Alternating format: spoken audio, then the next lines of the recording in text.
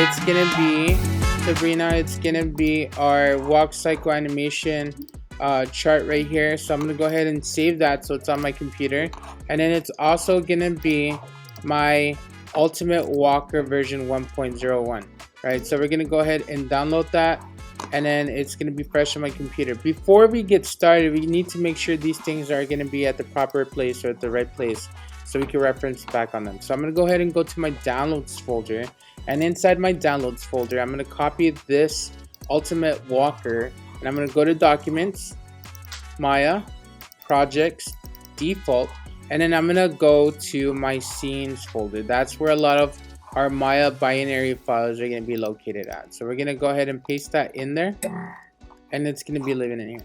So I have Maya 2020 open with a blank document. I'm going to go ahead and create a reference. All right, I like creating references because it doesn't mess with the original file, so you could ultimately use the same rig in different animations without compromising or without giving any dirty transformations to your original rig or your original file. So I'm going to go ahead and reference that, and that's going to import this little rig. All right, so now I'm going to be ready to animate. Before I animate, I estimate this cycle to be about 26-27 frames, so I'm going to crunch this down so I could focus on that area that I'm animating. And then I'm going to go back to my Finder, and I'm going to go to my reference. I'm going to go to Downloads, and this is going to be my reference for today. This is from Richard Williams' Animation Survival Kit. This is a book, or the textbook, that we've been referencing. You might have seen a couple of pages because I haven't handed out the full textbook, but it's there. And this is going to be what we're going to be animating. So this is literally breaking down the animation step by step on exactly what pose and what frame you're going to be doing stuff. All right, so you can see here these numbers, this 1, this 4, this 7, these 10s and 13s.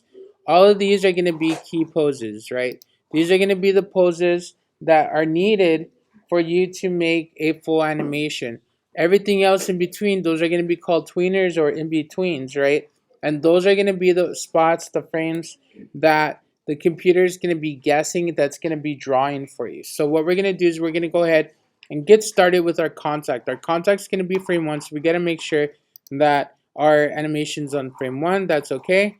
All right, now I'm going to select this thing right here, and in order for us to animate, we're going to have to look at the channel box. The channel box is going to have all the information that comes with the transformations and the manipulation of this foot rig right here. So we got foot row. That's what that does. We also have foot brake. Okay. We have toe row. We have leg twist, so that just twists the leg. We have heel twist. We have ball twist. And then we have toe twist, depending on what you want to do. All right. So I'm going to go ahead and zero these things out.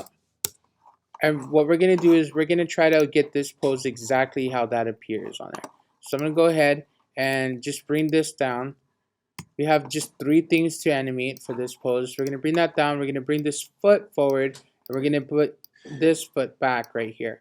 And then what we're going to do is we're going to use the foot roll and bring that foot a little bit up like that. We're going to go ahead and move this forward. And what we want to do is we want to have a little bit of curvature on the knee, because what happens is you're guessing between frames where the location of that knee is. And if it's a straight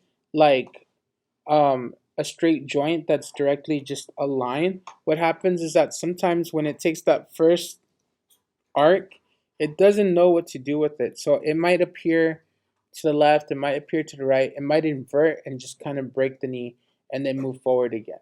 So you just want to take that initiative for the computer, make that guess for it, and let it know that it's going to be moving forward, that it's going to be arcing forward, right? So we're going to go ahead and just save that keyframe right there. We have a little arch in there. Now we're going to bring this foot back a little bit, and we're going to use the same one, the foot brake, and we're going to make it in tiptoe. So we're going to go like that, and then we're going to move it back. And that's kind of it. right there. So we're going to go ahead and save that right there. And then we're going to save this right here. I like this to have a little bit of a break right there. So I don't know if I can actually do it with this one rig. It's a little weird sometimes because as you can see here, it's not actually making contact with the floor. So maybe we could bring that right there. That looks a little bit better. So I'm setting keyframe there, setting keyframe there. And then I'm making sure that this one has a keyframe there. Now we're going to go off to the next key pose. That's going to be key pose number 4. That's going to be the down. So I'm going to go to my 4th one. Remember yesterday I got a little confused. So that's why we're doing this all over again because I messed up and I feel like I messed y'all up too. So we're going to go ahead and bring this in right here. And remember, we're going to be making this same exact pose. So our knees needs to be in this position and this foot needs to be this opposite direction right here. So we're going to zero out this foot roll right here at 0. And then we're going to bring it in. We're going to slide it in right there. So we got this really huge stomp going on right there. And then we're going to do the same thing with this other one. We're going to bring this foot break to a 0.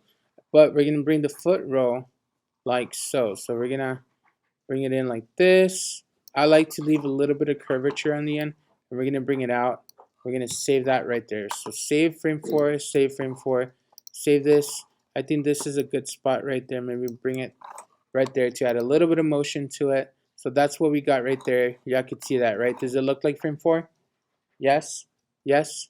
Okay, good. So we're going to go ahead and save that. Make sure we animated that. All right, now we're going to go to the next frame. Frame 7, right? So in frame 7, he's going to extend this foot straight up. And then he's going to have this curvature right here. In frame 7, this one does a really bad picture of what it does. But you want to have a little triangle in here when you look through like the legs. And that's going to give you the position that you really want, right? That's going to just look a little bit more realistic. What I've seen is that little triangle, I'll show it to you in a minute, is a symbol of like you've done it correctly type of thing. It just tends to work.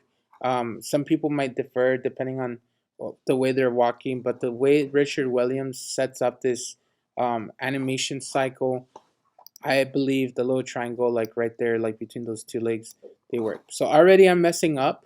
I haven't changed my frame, so I'm going to go back and check which frame I'm going to be on.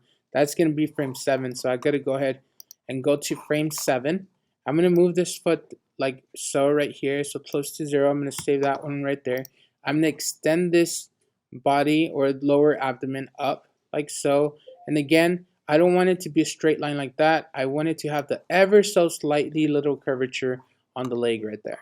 So I'm going to go ahead and save that position there, save this position there.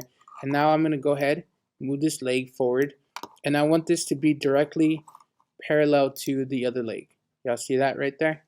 So I'm going to move that curvature up. I'm going to stress it out a little bit. Well, the opposite direction, like around there.